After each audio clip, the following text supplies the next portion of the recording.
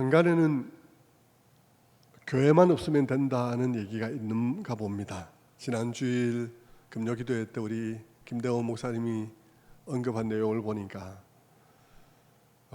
교회만 없으면 되는데 교회가 있어서 한국이 지금 이 방역에서 이 모양이다 하는 얘기를 듣고 있는 것 같습니다.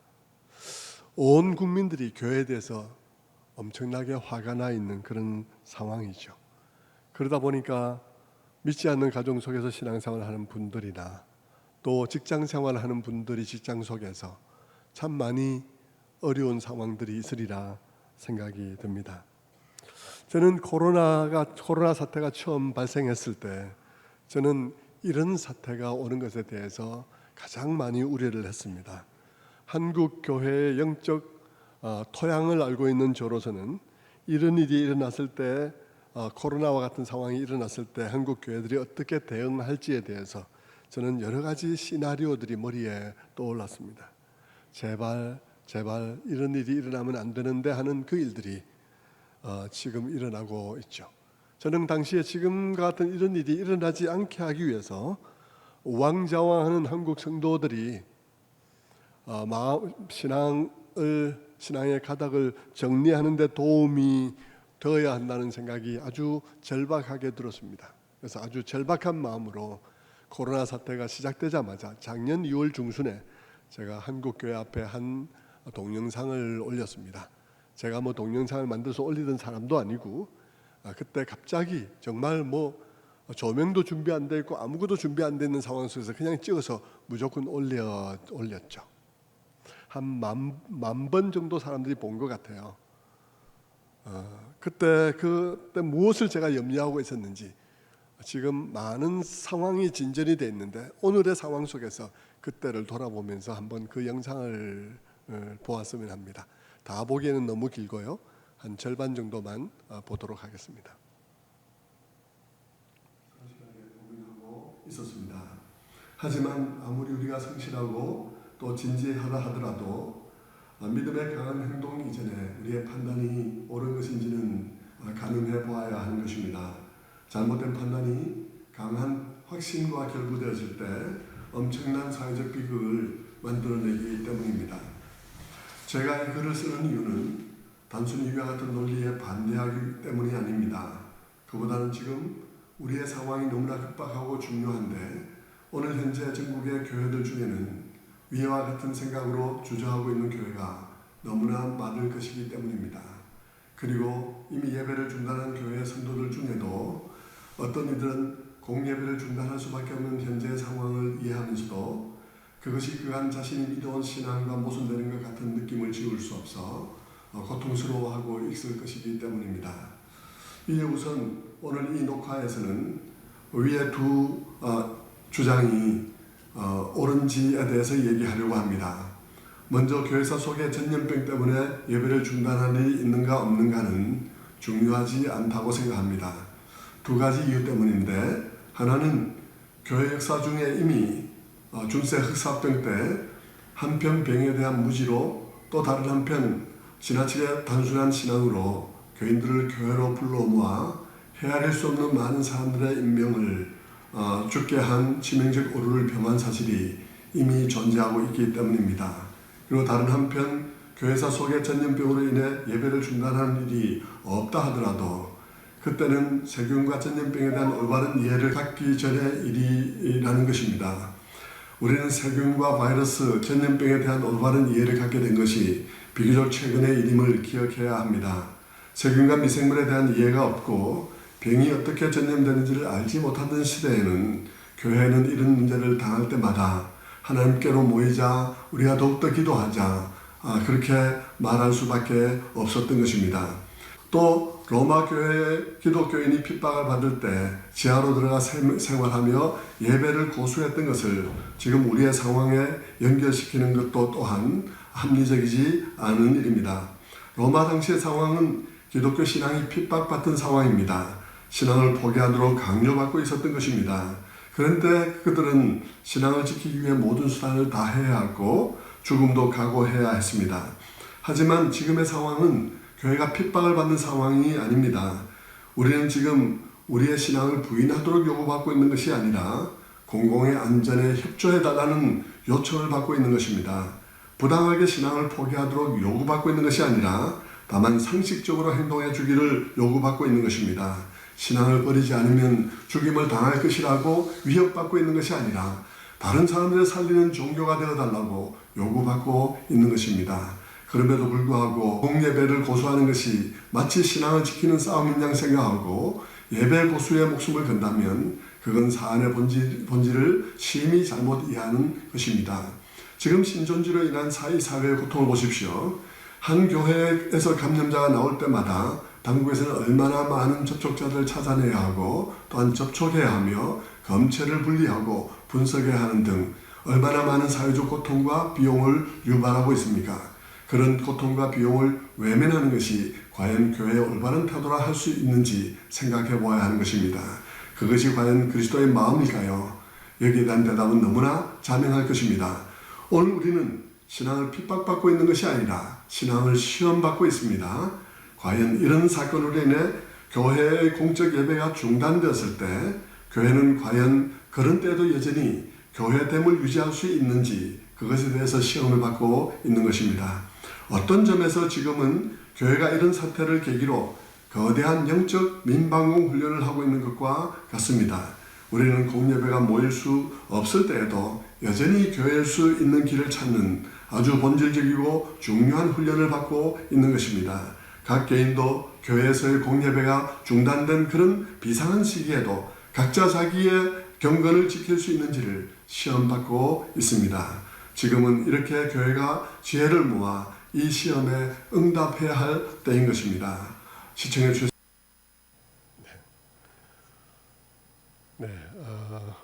여러분 이 영상 1년 전 2월 중순에 올렸던 영상입니다. 여러분 지금 그 영상을 보면 제가 그때 염려했던 것이 무엇인지를 실감할 수 있을 것입니다. 저는 그 당시에 너무나 급박한 마음에 한국교회가 걸어갈 길, 이런 상황 속에서 한국교회가 취할 그런 방향들이 너무 눈에 선해서 제가 급박하게 그 영상을 만들어서 올렸습니다. 조명도 없고 아무것도 없는 상태에서 저는 그것을 빨리 제작하고 우리 박동호 목사님에게 빨리 올리라고, 어쨌든지 분초를 다투는 문제니까 빨리 올리라고 그렇게 재촉했던 일이 생각이 납니다. 성도 여러분, 지금 그 영상을 보고 오늘의 사태를 보면 제가 무엇을 염려했는지 여러분 느끼실 텐데요. 우리가 이런 일들을 통해서 보는 바가 무엇입니까? 느끼는 바가 무엇이죠? 올바른 신학을 갖는 일이 얼마나 중요한가 하는 것을 보게 됩니다. 신학이 바르게 되지 못하면 사회적인 무리를 빚게 마련인 것이죠. 누가 더 무리를 빚느냐라고 묻는다면 더 열심히 있는 사람이 무리를 빚게 되어 있습니다. 더 열심히 있으면서 신학이 바로 되어 있지 않을 때 그 열심은 교회를 파괴하게 되는 것입니다. 영상에서 염려한 것도 바로 그것이죠. 신학은 잘 정돈되어 있지 않은 채 온몸을 실어서 신앙생활을 할 때 그것이 얼마나 우리의 삶을 파괴하게 되는지를 염려했던 것입니다.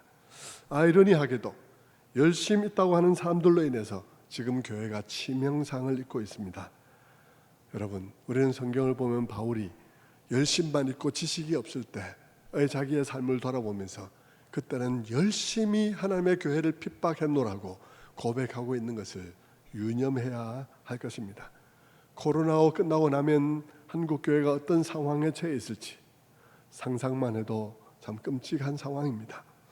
상황이 참 괴롭고 힘들지만 저는 아직도 한국 교회의 바닥은 드러나지 않았다고 생각합니다. 지금 이런 일들이 끝이 아니고 앞으로도 수없이 계속 일어나게 되리라고 생각합니다. 방역에 관해서 잘하고 있는 교회들은 잘하고 있지만 그러나 아직도 대한민국의 어느 구석인가는 잘못된 신앙을 가지고 무모하게 어떤 일을 획책하고 있는 그런 교회들이 여전히 있기 때문인 것입니다. 물론 여러분 방역 수칙을 잘 지킨다고 교회 속에 감염 사태가 일어나지 않는 것은 아닙니다. 여러분, 교회가 방역을 잘 지켜도 어디선가 묻어서 올 거니까 교회에서 생기게 되겠죠. 그러나 여러분 분명한 것은 뭐냐 그러면 교회가 방역 사태를 지키지 않을 때는 그것은 대량화되어지고 전국화되어진다는 사실입니다. 그러니까 교회가 방역 조건들을 지키는 일이 대단히 중요한 것이죠. 그런데 문제가 일어난 배후에는 잘못된 신학이 존재한다는 사실을 우리는 때마다 보고 있습니다. 때마다.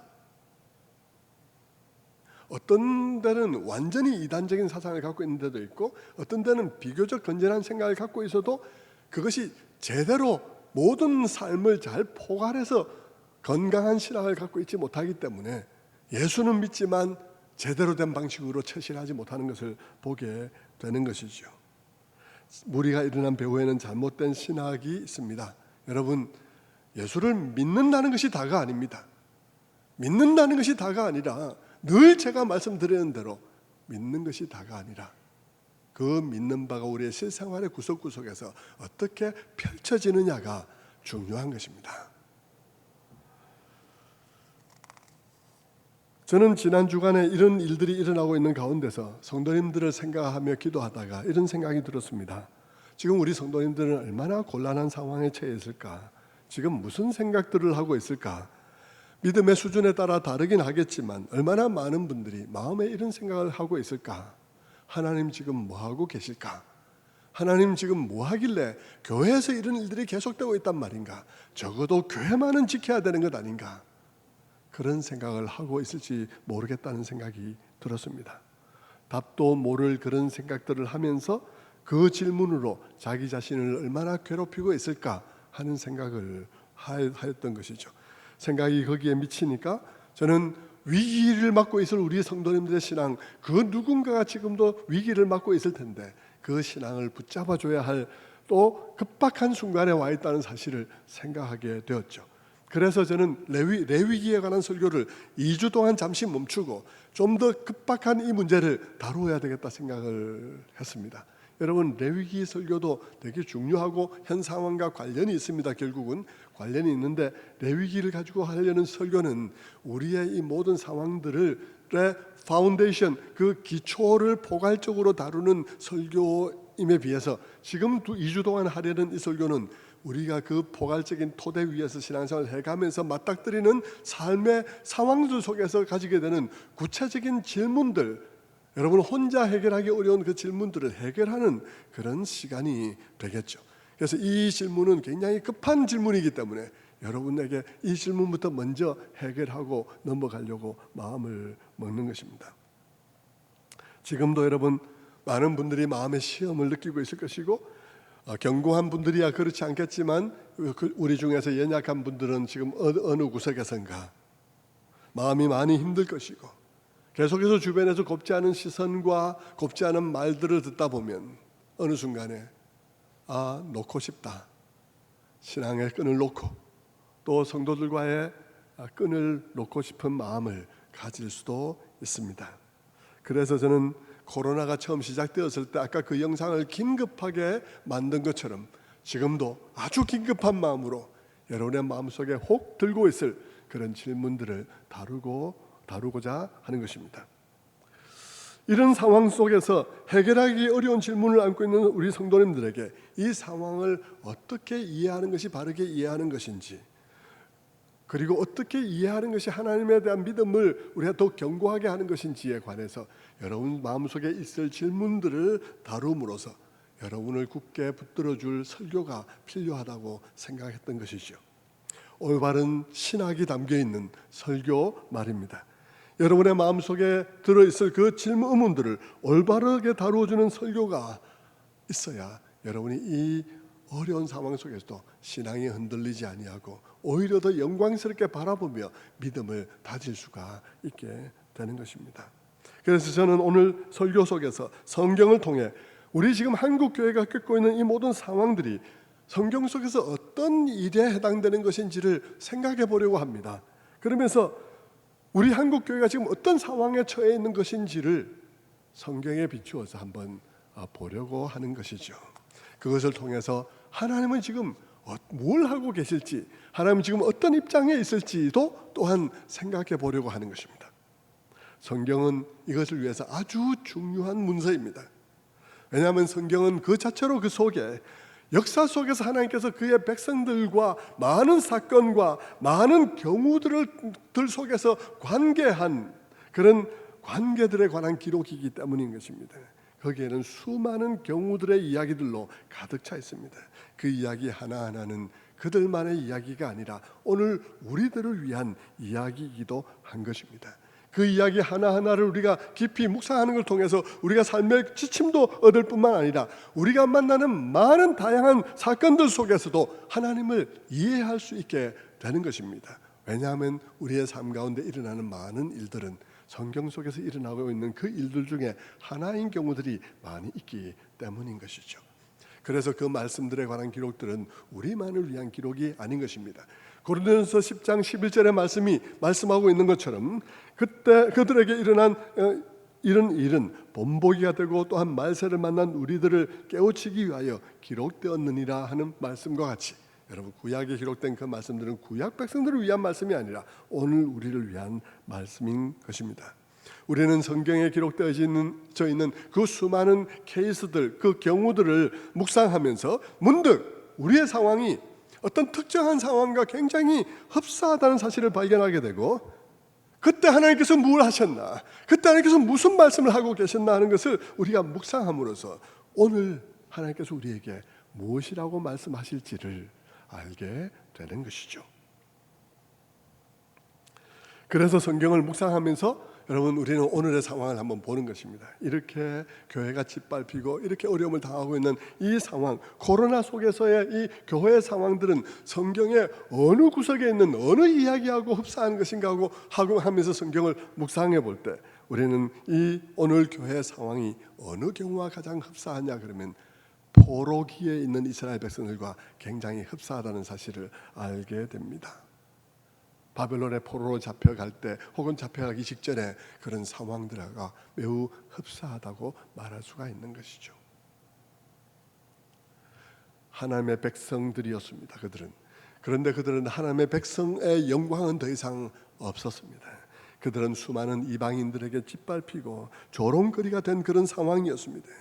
그때 그 상황이 오늘 이 시대에 처해 있는 그런 교회들의 상황과 너무나 흡사한 것을 보게 될 것입니다. 아마 그것보다 더 흡사한 상황은 없을 거예요. 그들이 하나님의 백성이라고 가졌던 자부심을 가졌던 것만큼이나 한국 교회도 한때 우리 대한민국 역사 속에서 정말 자부심을 가져도 될 만큼 교육의 선봉이었고, 모든 대한민국에 내놓으라는 학교들은 기독교에 내에서 건립되어졌고, 여성의 지위 향상과 여성의 교육들을 위해서 한국 교회가 헌신했었습니다. 그리고 인권의 향상을 위해서 애썼고, 양반과 상놈이라는 그런 차별들도 교회 안에서 철폐되어졌습니다. 경제 발전에도 기독교인들이 많은 그런 리더의 역할들을 해왔었죠. 그래서 교회에서 지도자는 사회에서도 지도자였던 때가 있었습니다. 그때는 목사라면 사람들이 존중을 했었죠. 그런데 여러분 오늘 교회는 어떤 상황이 있습니까? 그리고 오늘 교회 목사는 어떤 이름을 어떤 방식으로 사람들에게 대우를 받고 있습니까? 지금 교회는 영광을 다 잃어버렸습니다. 사회에서 마치 천덕꾸러기와 같이 취급되어지고 있습니다. 동네북처럼 이 사람 저 사람이 두들겨 패도 말리는 사람이 한 사람도 없는 그런 상황 속에 교회가 처해 있습니다. 이런 모습은 바로 포로기에 있는 이스라엘 백성들의 모습과 같은 거예요. 이런 모습에 대해서 예레미야는 그의 애가를 통해서 이렇게 눈물을 흘리며 이런 상황에 대해서 애달바하며 노래하고 있습니다. 예레미야 애가 1장 1절은 이렇게 말하죠. 슬프다 이 성이여, 전에는 사람들이 많더니 이제는 어찌 그리 적막하게 앉았는고, 전에는 열국 중에 크던 자가 이제는 과부같이 되었고, 전에는 열방 중에 공주였던 자가 이제는 강제노동을 하는 자가 되었도다. 슬프다 이 성이여, 전에는 사람들이 많더니 이제는 어찌 그리 적막하게 앉았는고. 여러분, 사람이 많던 교회가 적막한 강산같이 되어질 날이 얼마 남지 않았다는 경고와 같은 것입니다. 예레미야 애가 2장 15절은 이렇게 말합니다. 모든 지나가는 자들이 다 너를 향하여 박수를 치며 딸 예루살렘을 향하여 비웃고 머리를 흔들며 말하기를 온전한 영광이라 모든 세상 사람들의 기쁨이라 일컫던 성이 이 성이냐? 이것이 구원의 방주라고 말하던 교회냐? 이것이 예수 믿고 천당 가라던 그것이냐? 하더라 하는 것이죠. 예레미야 애가 3장 18절은 이렇게 말합니다. 스스로 이르기를 나의 힘과 여호와께 대한 내 소망이 끊어졌다 하였도다. 성도 여러분, 저는 여러분의 마음을 이해와 각오로 채워야 되겠다는 강한 사명감을 느낍니다. 왜냐하면 이스라엘에게 포로기가 그랬던 것처럼 이 시간도 결코 짧지 않을 것이기 때문입니다. 이스라엘의 포로기도 길었습니다. 네, 여러분, 우리의 상황도 이 시간이 결코 짧지 않을 것입니다. 앞으로도 우리는 수많은 수치스러운 이야기를 들어야 합니다. 그리고 이스라엘 백성들이 그 포로기에도 불구하고 그들의 신앙을 지켜야 했던 것과 같이 오늘 우리도 이 험난한 시대, 이 수많은 욕짓거리와 같은 이 수많은 그런 경멸에 찬 눈초리에도 불구하고 우리의 신앙을 다듬어야 하고 우리 신앙을 지켜야 합니다. 그러기 위해서는 우리는 우리의 믿음이 흔들리지 않아야 할 충분한 이유를 발견해야 하는 것이죠. 그것을 발견하지 않으면 여러분은 이 신앙의 이 시련의 시간을 통과해 나갈 수가 없을 거예요. 저는 저의 사명이 지금 그 일들을 해야 하는 것이라고 생각하는 것입니다. 왜 우리가 그것을 통과해 나가기 어려운가 하면 이 시간이 결코 짧지 않을 것이기 때문입니다. 왜 짧지 않겠습니까? 한국교회의 이 문제는 하루 이틀에 형성된 문제가 아니기 때문인 것입니다. 마치 이스라엘 백성들의 문제가 오랜 세월 동안 형성되었고 숙성되어져서 마침내 패망사태에 이르게 된 것과 같이 한국교회가 처해 있는 이 상황도 하루아침에 일어난 것이 아닌 것입니다. 그것은 오랜 동안 한국교회 속에 신학적인 빈곤과 그리고 또 허약함, 신학적인 골다공증이 오랜 동안 진행되어져서 마침내 이 코로나 사태 속에서 무너져 내리고 있는 것과 같은 그런 상황인 것이죠. 신학적인 골다공증. 여러분, 많은 성도들이 예수를 믿는다고 하는데 그 속에 뼈대가 없어요.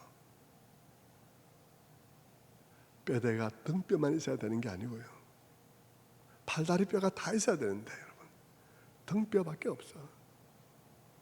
등뼈도 골다공증에 걸려 있어요. 신학적으로 내용이 없어요. 그냥 예수만 믿는다는 것 뿐이지요. 세상은 이렇게 변해가고 있고 다양한 발전들이 이루어지고 수많은 예전에 경험해보지 못했던 많은 상황들이 전개되고 있는데 그런데도 여러분 그런 상황에 대응해서 우리의 신학을 발전시키고 새롭게 또 성경을 연구하고 그 상황에 대해서 상황을 평가하고 대응하는 일들을 해가야 되는데 그렇게 참 어려운 지적인 작업들을 다 회피한 채 아주 심플한 기독교, 아주 단순한 기독교로 예수 믿고 천당, 그것이 등뼈가 되었기 때문인 것입니다. 예수 믿고 천당 속에 텅 비었어요.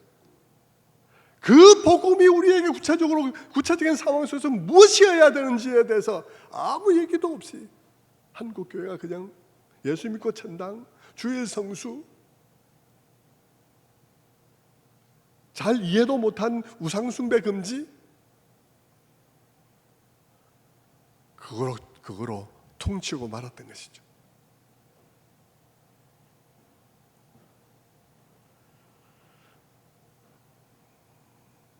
모든 상황 속에서 복음을 새롭게 해석하고 하는 그런 지극히 어려운 지적인 작업들은 회피한 채 스스로 얄팍한 위로나 일삼는 종교 노름을 해온 결과 코로나라는 이전에 한 번도 경험해보지 못한 상황을 맞았을 때 말도 안 되는 소리밖에 할 게 없는 거죠. 말도 안 되는 소리밖에 할 게 없죠.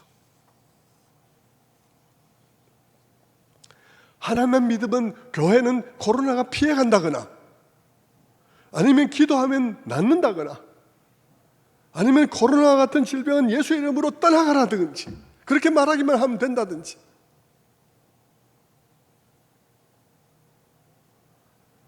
여러분, 성도들도 양분 있는 말씀을 들으려 하지 않고 그냥 쉽게 믿으려 해가지고 싸구려 약장수 같은 얘기나 듣고 오랜 세월 지나오다 보니까 성도들도 분별이 없어요.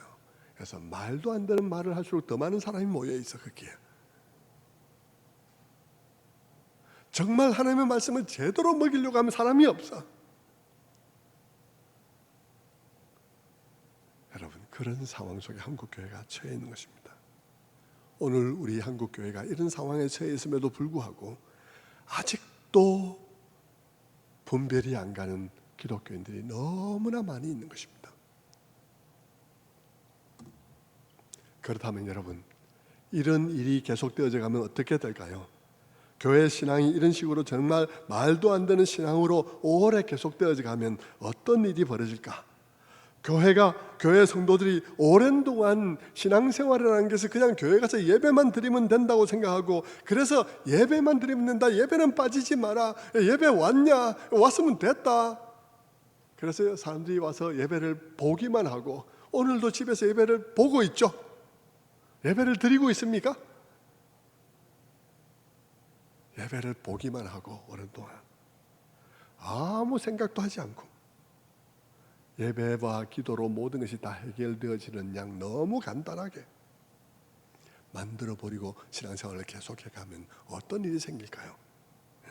그렇게 해가지고 문제가 전염병이든지 뭐든지 상관없이 다 예배로 해결하려 하고, 방역당국이 뭘 하든지 간에 우리는 모여서 합숙도 한다, 우리에 상관하지 마라, 우리는 예수 믿으면 하나님께서 우리를 지키신다, 그러면서 자기들의 고집대로 해가고 이 일이 무슨 일인지 거기에 따라 원리에 맞게 행동하지 아니하고, 자영업자들은 다 정말 빚내서 은행 빚내서 하던 열어놓은 그 모든 자영업들이 다 지금 망할 지경에 이르렀고, 이제는 길거리에 나앉아 있게 되었다고 목숨을 끊고 울며 살리라고 난리고, 방역 당국에 종사하는 사람들은 하루도 쉬지 못하고 또 집에도 가지 못한 채 코피를 흘리며 일을 하고 있건만, 우리는 예배야, 예배 안 드리면 안 돼, 우리 예배에 목숨이 달려 있어. 그 예배가 하나님이 기뻐하시는 예배인지 아닌지 알지도 못한 채 그렇게 해가면 어떻게 될까요? 그 성도들의 말들, 누가 어쨌든 간에 우리는 예배에 목숨이 걸려있는 사람들이야, 그러면 가장 예배를 잘 드리는 사람인 줄 생각하는 그들의 생각들, 그 신앙 속에 공공성이라고는 벼룩이 간만큼도 없는 그런 신앙들로 계속 살아가면 어떻게 될까요? 예수 믿는 신앙 속에 공공성이 하나도 없이 우리는 예배에 목숨 걸었다고 말하면 그 예배가 하나님께서 기뻐하실 줄로 믿는 그런 방식으로 살아가면 어떻게 될까요? 그렇게 예배주의자, 예배 이기주의자가 되면 어떻게 되겠습니까? 성도 여러분, 우리는 성경 속에서 우리의 지금 상황과 흡사한 경우를 찾는다 그랬죠. 그것을 찾아볼 때 여러분, 이사야 시대의 교회가 바로 그런 교회였음을 보게 되는 것입니다. 이사야 시대의 교회가 예배주의자들이었습니다. 그들에게는 하나님이 원하시는 것은 예배도 좋지만 그들의 신앙이 도덕성과 공평과 정의에 관한 의식이 있어서 타인에 대한 배려도 갖춘 공공성이 있는 신앙이 되어야 한다고 말하고 있는데, 그들의 신앙에는 그런 것이 하나도 없이 성전에서 제사만 드리면 다 된 줄로 생각하고 제사만 드립다 제사만 드리는 그런 방식으로 그들은 신앙생활을 했던 것이죠. 그래서 그들의 신앙에는 타인에 대한 배려와 같은 공공성이 소홀히 여겨졌을 뿐만 아니라 심지어는 교회 밖에서는 공익에 반하는 그런 엉뚱한 몹쓸 짓들을 하고 난 이후에도 교회에 와서 예배만 드리면 된다는 식으로 생각하는 상황에 이르렀으니 하나님의 마음이 어땠겠습니까? 여러분, 그것이 이사야 시대의 교회였습니다. 그래서 여러분, 하나님께서는 이사야서 1장을 열면 무엇이라고 말합니까? 하늘이야 들으라, 산들아 내 말을 들으라. 어떻게 이럴 일이 있을 수가 있나? 내 백성이 내 말을 못 알아듣는다. 그러면서 하나님께서 통곡하시며 말씀하시는 말씀이 1장으로부터 열리는 것입니다. 1장 13절에 보면 이런 말씀이 있습니다. 헛된 재물을 다시는 가져오지 마라. 월삭과 안식일과 대회로 모이는 것도 그러하니 성회와도 아울러서 악을 행하는 것을 내가 견디지 못하겠노라. 여러분, 이사야 당시의 교회가 그러했기 때문에 하나님께서는 당시 그 주변의 정세를 어지럽게 만드셨습니다. 아시리아를 일으키셨어요. 그리고 아시리아로 하여금 주변을 정복하는 가운데 유다 왕국이 보는 앞에서 북이스라엘 왕국의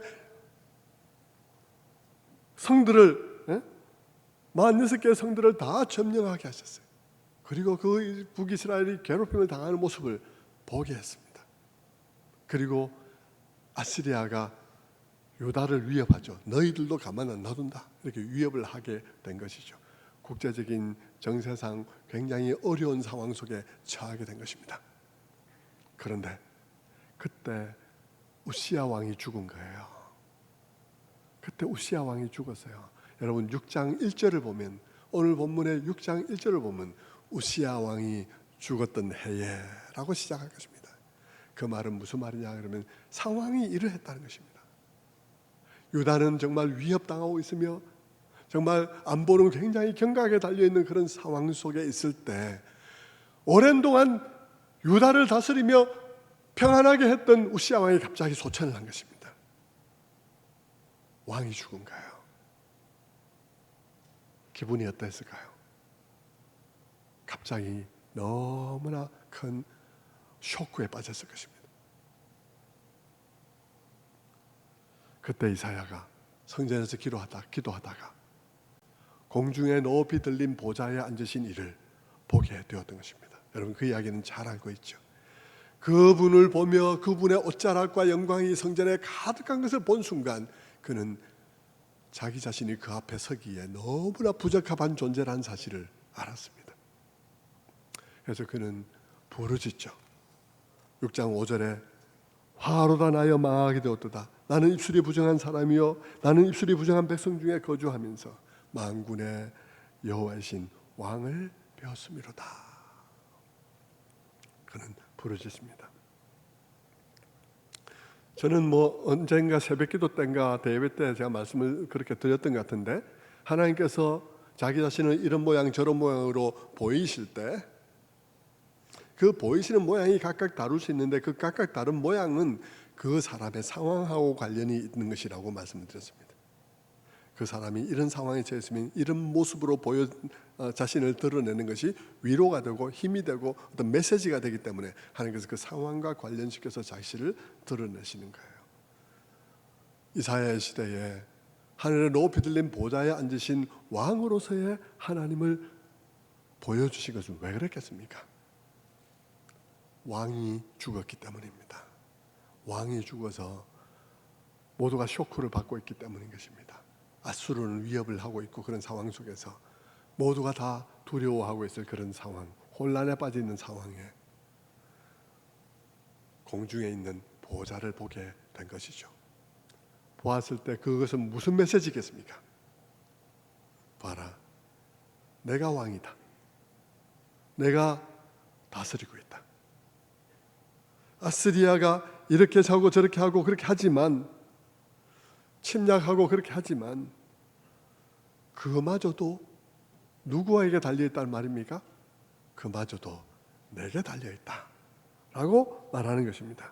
아시리아가 쳐들어온다면, 쳐들어오지 않는다면, 쳐들어오지 않는다 해도 그것은 내게 달려있는 문제고, 쳐들어온다 하더라도 그건 내가 하는 일이다. 이 순간에도 왕은 있는 것이야 라는 메시지를 주고 있는 것이죠. 여러분, 유다에게 어떤 외적이 쳐들어온다 하더라도 여러분, 그것은 하나님께서 하시는 일이다. 그건 아시리아가 아니라 하나님이다 라는 메시지를 계속해서 던져주고 있었습니다. 여러분, 이사야서 5장에도 보면요, 여러분 그 포도원 비유, 포도원의 노래라고 제가 언젠가 설교했던 그 이후에 5장 23절에 보면 이렇게 말씀합니다. 그들은 뇌물로 말미암아 악인을 의롭다 하고 의인에게서 그 공의를 빼앗는도다. 그러므로 여호와께서 자기 백성에게 노를 바라시고 먼 나라들을 불러 땅끝에서부터 자기에게로 오게 하실 것이라. 보라, 그들이 빨리 달려올 것이로되 그 중에 곰피바에 넘어지는 자도 없을 것이며 조는 자나 자는 자도 없을 것이며 병거 박히는 회오리 바람 같을 것이며 그들의 부르짖음은 암사자 같을 것이라. 그들이 부르짖으며 먹이를 움켜 가져가 버려도 건질 자가 없으리로다. 무슨 얘기를 하는 것입니까? 하나님께서는 외적의 침입이 있다 할지라도 무엇이란 말이에요? 외적의 침입이 있다 할지라도 그것은 아수르가 아니라 나다라고 말하고 있는 것입니다. 아수르가 침입해 왔지만 그것은 아수르가 전부가 아니라 내가 보낸 거라고 말하고 있는 것입니다. 왜 아수르가 쳐들어온다는 것입니까? 5장 23절에 있는 말씀처럼 그들은 뇌물로 말미암아 악인을 의롭다 하고 의인에게서 공의를 빼앗는도다. 그런 삶을 살았기 때문인 것이죠. 공의와 정의가 없기 때문입니다. 하나님의 백성이라는 게 그저 예배만 있고 다 예배주의자들이어서 하나님이 원하시는 삶은 하나도 없이 그저 우리는 예배만 드리면 된다, 우리는 예배에 목숨 건 사람들이다 말하면서 하나님이 그들에게 요구하는 것으로서의 삶은 없는 것입니다. 그래서 아시리아가 오게 되었다고 말을 하고 있는 것이죠. 그런데 여러분, 그렇게 해서 아시리아가 오고 있는데 이스라엘 백성들의 대책은 무엇이겠습니까? 이사야 당시의 그 왕들의 대책은 무엇이겠습니까? 이사야 당시의 왕들의 대책은 아시리아가 쳐들어온대. 우리 어떡하지? 우리 누구하고 동맹 맺어야 되는 거야? 우리는 이집트하고 동맹을 맺어야 되겠구나, 이러고 있다는 것이죠. 그것에 대해서 이사야는 아니다, 그게 대책이 아니다. 지금 아시리아가 왜 쳐들어오는데? 아시리아가 쳐들어오지만 이 문제는 너희의 삶이 아시리아를 불러들이는 거야. 대책은 이집트하고 동맹을 맺는 것이 아니라 우리의 공동체 속의 삶이 제대로 되는 것이어야 해.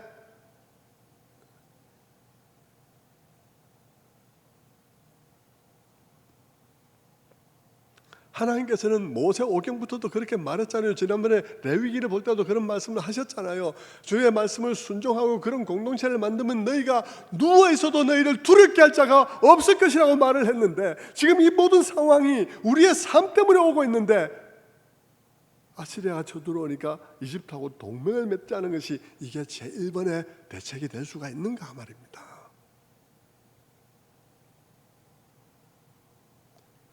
그들의 대책은 이 세상 사람들이 세우고 있는 대책과 똑같은 것이죠. 야, 쳐들어온대. 이집트가 답이야. 여러분, 우리의 상황 속에서 좌우가 극한적으로 대치하면서 이런 상황에 온 이유가 있을 텐데요. 이유가 있을 텐데 이 좌우와 대치를 해서 이와 같은 공동체가 쪼개지고 이런 난리가 불썩이 난 데는 이유가 있을 텐데, 그런 싸움 속에서 야, 미국이 답이야 라고 말하든지, 북한이 답이야 라고 말한다든지, 중국이 답이야 라고 말하는 것은 전혀 대책이 아니라는 것입니다.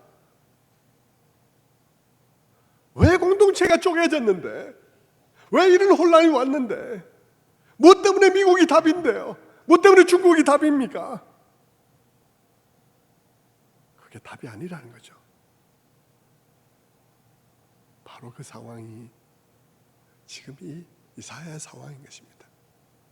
아시리아가 쳐들어왔어요. 아시리아가 쳐들어왔지만 아시리아가 그냥 온 게 아니에요. 아시리아가 오게 된 배경이 있는 거예요. 그 배경에는 하나님께서 아시리아를 보냈기 때문이요. 왜 보냈냐고 묻는다면 그 공동체가 하나님 말씀에 따라서 세워지지 않았기 때문인 것입니다.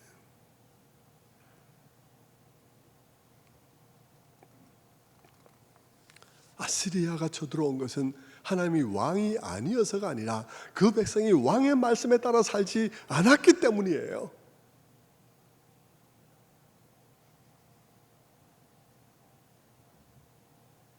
그런데 그 원인에 대해서 처방을 하지 않고 우리가 이집트와 동맹을 맺자라고 하는 말은 전혀 말이 아니기에 이사야가 그 점에 대해서 이사야서 내내 말하고 있는 것입니다. 자, 그런 상황이었어요. 그런 상황 속에 우시야 왕이 죽자 하나님께서 이사야를 부르는 것입니다. 누가 나를 위하여 갈고? 이사야가 제가 여기 있나이다. 나를 보내소서. 이사야에게 하나님께서 사명을 주시는데요. 그가 전해야 할 메시지가 너무나 뜻밖이었어요. 그가 전해야 될 말은 우리 본문 속에 딱 나와 있는데 뭐라 나와 있냐 그러면요. 들어도 깨닫지 못할 것이요. 보아도 알지 못하리라 하라. 그 말을 가서 하라는 것입니다. 그걸 원문으로 자세히 보면 어떻게 되어 있냐 그러면 너희가 들으려고 많이 애를 써서 들어봐. 절대 깨닫지 못할 거야. 너희가 눈이 빠지게 쳐다봐. 절대 알지 못할 거야. 이게 여호와께서 전하라는 말씀이야 라는 것입니다.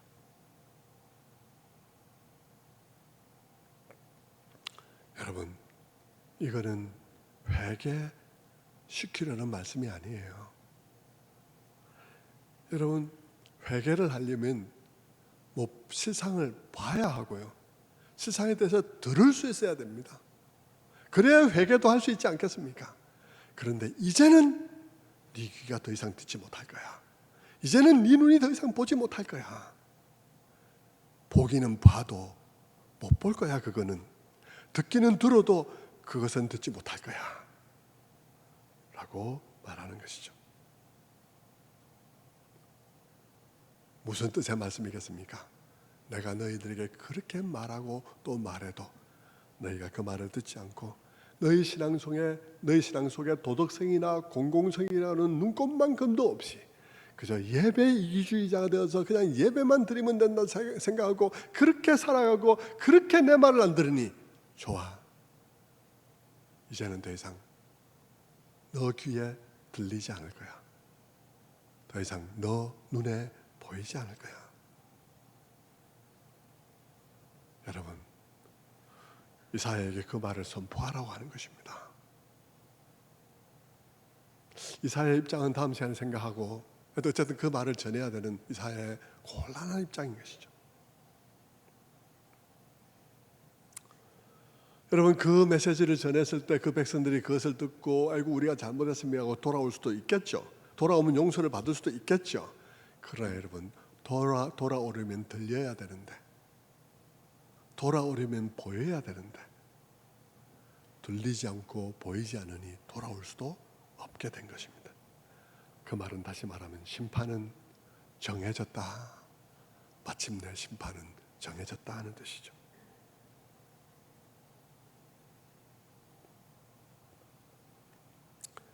자, 이제 말씀을 정리해 가면서 마무리를 해 가야 하겠습니다. 나머지는 또 다음 시간에 한번 살펴봐야 되겠죠.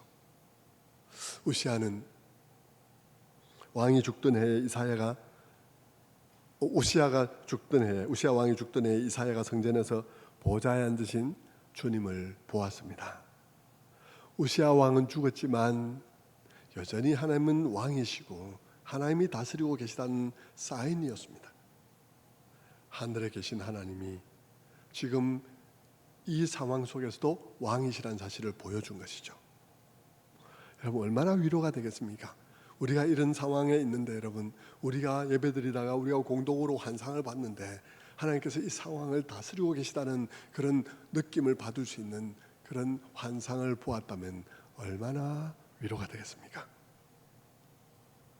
그것은 정말 놀라운 환상이었고 엄청난 위로가 될 수 있는 환상이었습니다. 단 그 왕이신 하나님이 교회의 편이라면 위로가 될 수 있겠죠. 그 하나님이 이스라엘의 편이라면 위로가 될 수 있겠죠. 그런데 본문을 보면 그 하나님이 이스라엘의 편이 아니라는 것입니다. 그 하나님이 이스라엘 편이 아니라 이스라엘을 심판하시기로 결정하신 분이라는 것이죠. 많은 사람들은 하나님을 믿으면서 그냥 단순히 그렇게 생각합니다. 내가 하나님을 믿으니 하나님이 내 편일 거라고 생각합니다. 내가 하나님을 믿으니 하나님께서 나를 보호하실 거라고 생각합니다. 그러나 하나님은 늘 그런 분은 아니시더라는 것입니다.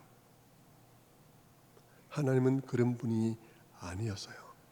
때로 하나님은 그 백성의 반대편이기도 하더라는 것입니다. 성도 여러분, 오늘 여러분이 이 코로나 상황 속에서 많은 마음의 의문이 들고 그렇겠지만 오늘 여러분의 질문에 관한 한 가지 답, 이 답만은 붙잡고 예배를 마쳐야 됩니다. 그것이 뭐냐 그러면 바로 이것이죠. 여러분이 이 코로나 상황 속에서 마음에 여러 가지 의문이 들고 있는 그런 상황 속에서 흔들리지 않고 믿음을 굳게 붙잡기 위해서는 이 진리를 깨닫는 것이 필요한 것입니다. 더 이상 미신 푸닥거리 믿듯이 예수를 믿지 말고 상황을 잘 해석할 수 있는 풀어서 이해되어진 복음을 가져야 하는 것입니다. 우리가 오늘 이 시간 붙잡아야 될 진리가 무엇입니까? 그것은 하나님은 무조건 교회의 편은 아니라는 것입니다. 하나님은 무조건 여러분의 편인 것은 아닙니다. 때로 하나님은 교회의 반대편에 서시기도 하고 때로는 하나님께서는 앗수르의 편에 서기도 합니다. 때로 하나님은 교회 반대편에 서서 교회를 공격하기도 하는 것일 수 있습니다. 그렇다고 해서 하나님께서 이스라엘을, 유다를 사랑하지 않는다는 말하고는 다른 것이죠.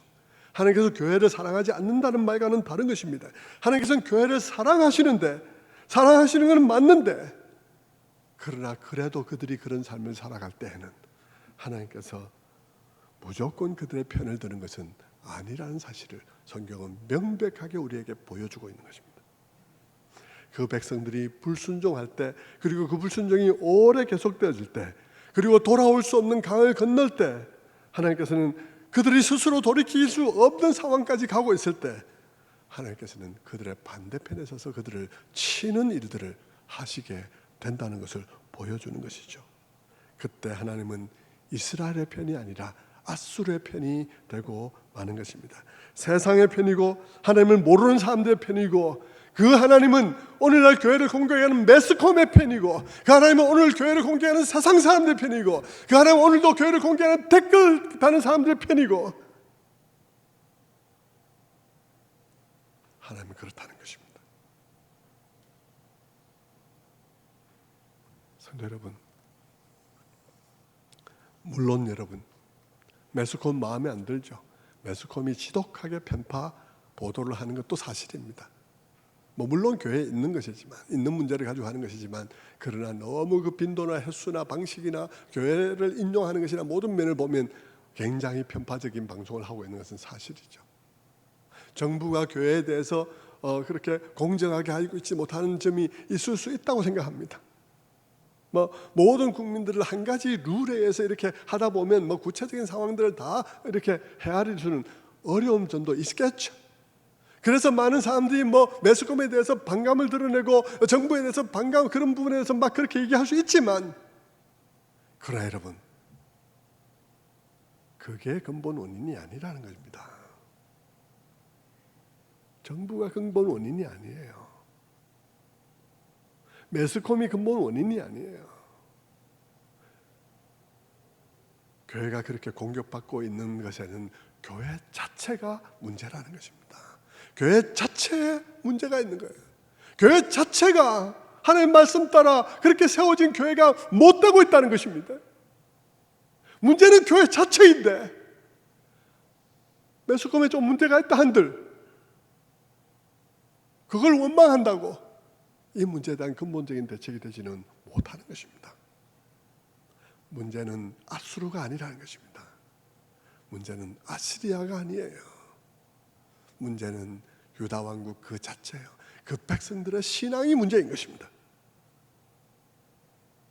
성도 여러분, 그렇게 성경을 우리가 쭉 읽으면서 성경의 깊은 내용들을 알고 보면, 그러면 성경을 읽으면 우리가 그런 것으로 원망하면서 그렇게 성경을 읽게 되면 성경이 우리에게 뭐라고 말하겠습니까? 하나님께서 우리에게 이렇게 말씀하시는 것을 여러분 들을 수 있을 것입니다. 너 하나님이 네 편이 되어야 한다는 거, 하나님이 너 편일 거라는 거, 그거 어디서 나온 생각이야? 그거 성경에서 나온 생각이니? 나는 그렇게 말한 일이 없는데, 너 하나님이 교회의 편이 되어서 교회에서 이런 일이 일어나지 않아야 된다고, 네가 무슨 일이 일어나든지 하든지 간에 그걸 지켜야 된다는 거, 그거 어디서 나온 생각이야?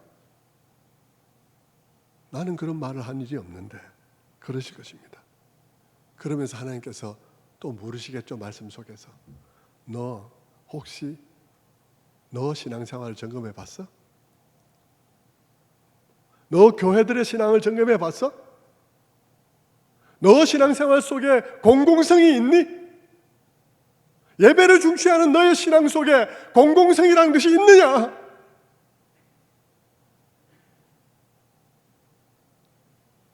하나님께서 물으실 것입니다. 성경이 그렇게 우리에게 물을 거예요. 그 앞에 우리는 하나님이 우리를 공격하시구나. 하나님이 지금 매스컴을 통해서 세상 사람들을 통해서 교회를 치시구나 하는 것을 발견하게 될 것입니다.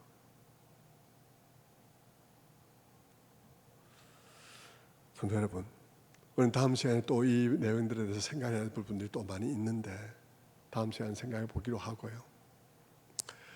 우리에게 많은 생각을 하게 하고 많은 질문을 하게 하는 이 시간들은 우리 그리스도인들의 신앙이 좀 더 세밀해지고 세워질 수 있는 귀중한 시간이 될 수 있습니다.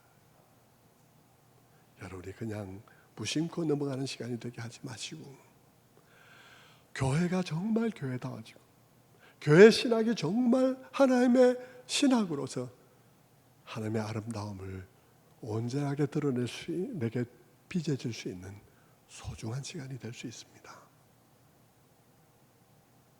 저는 그 일에 헌신하고 할 것입니다. 저는 그 일을 위해서 저의 마음을 더욱더 다잡습니다.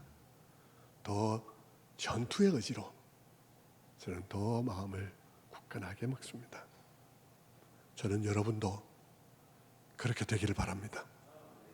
여러분도 저와 함께 이 예배 시간을 통해서 하나님께 주시는 말씀에 따라서 이 코로나 시대에 이해하기 어려운 그 많은 질문들을 가지고 하나님 앞에 나아가 하나님이 점점 더 명료해지고 지금 하나님께서 어떤 마음이실지 뭘 하고 계실지에 대해서 우리의 마음에 성경을 통해서 추론할 수 있는, 그래서 믿음을 잃기는커녕 믿음이 더 세워지고 믿음이 약해지기는커녕 더 명료해지는 그런 복된 시간 삼을 수 있게 되기를 주님의 이름으로 축원합니다. 기도하겠습니다.